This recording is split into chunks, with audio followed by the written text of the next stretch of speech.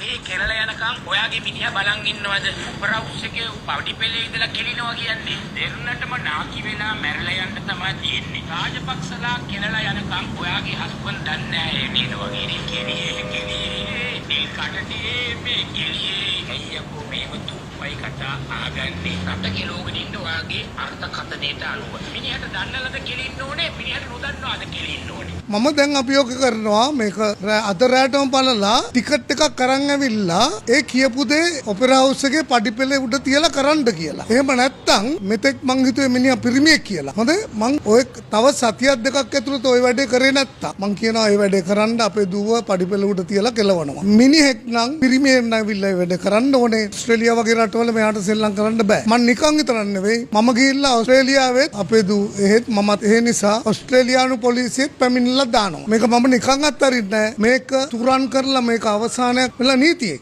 නීතියම තුරන් කරලා සම්පූර්ණයෙන්ම මේ වගේ ජරා අසික්කිත YouTube කාරයෝ කෙනෙක් නෙවෙයි. තවත් මේ වගේ තිරිසන් අසික්කිත කීප දෙනෙක් ඉන්නවා. මේවා නතර වෙන එක හොඳයි. මං හිතන්නේ මේක නතර වෙන්නේ මෙතනින් කියන එක බොහොම සන්තෝෂෙන් කියනවා. මොකද ගරු අධිකරණය මට 100% විශ්වාසයි. ඒ වගේම අපරාධ පරීක්ෂණ දෙපාර්තමේන්තුවත් මට විශ්වාසයි. සාමාන්‍යයෙන් මෙච්චර කල් මම කලා ශාස්ත්‍රයේ හිටිය අවුරුදු 45ක් එතෙක් ඉඳලා මෙතෙක් වෙනකම් මේ වගේ දේවල් අපි ඇහුවේ නැහැ. මේ මිනිස්සයාගේ ওই කතාව මට ඇඟට වැදුනා සහ දැනුණ හේතුව තමයි අපේ ඩිල්කට ඉන්න චූටි දරුවෝ 3 දෙනෙක්. මේ දරුවෝ 3 දෙනා එහෙ යන්නේ කැතලික් ප්‍රයිවට් ස්කූල් වලට. ඒ ඉස්කෝලේ සිංහල දරුවෝ ඉන්නවා. තවත් ශ්‍රී ලංකන් දරුවෝ ඉන්නවා. එතකොට මේගොල්ලෝ ලොකු වෙනකොට මේ පොඩි 3 දෙනාට දැන් මේක දැනෙනවනේ. දැන්ටත් මේගොල්ලන් දැනෙනවා. මට තියෙන ප්‍රශ්නේ තමයි මේ මිනිස්සයා මේ වීඩියෝ එකේ කියනවා එක තැනක ඔපෙරා හවුස් එකේ පඩිපෙළ උඩ තියලා කෙලවනමයි කිය. මම කියනවා දැන් කෙලින්ම අභියෝගය කියන දෙනවා. මමත් ඔස්ට්‍රේලියානු පුරවැසියෙක්, ලංකාවෙත් පුරවැසියෙක්. මට ආරංචි මිනිහටත් ඔස්ට්‍රේලියාවේ මොකක් හරි තියෙනවා. එයාට ඔස්ට්‍රේලියාවේ නමවත් ඔපෙරා හවුස් කියනවත් පාවිච්චි කරන්න පුළුවන්ද කියලා මම දන්නේ නැහැ නීතියේ. මං හිතන්නේ මේක මානසික ලෙඩක්. මම එකක් කියන්න. මේ වැදගත්ම දේ හොඳේ මේක ටර්නින් පොයින්ට් එකක්. දැන් මෙයා සජිත් ප්‍රේමදාස මහත්තයාගේ පක්ෂෙත් සජිත් ප්‍රේමදාස මහත්තයාගේ පිටිපස්සෙන් ගියා. එතුමා සත පහකට ගණන් ගත්තේ නැහැ. ගෝඨාභය මහත්තයාගේ පස්සෙන් ගිහිල්ලා මොකද්ද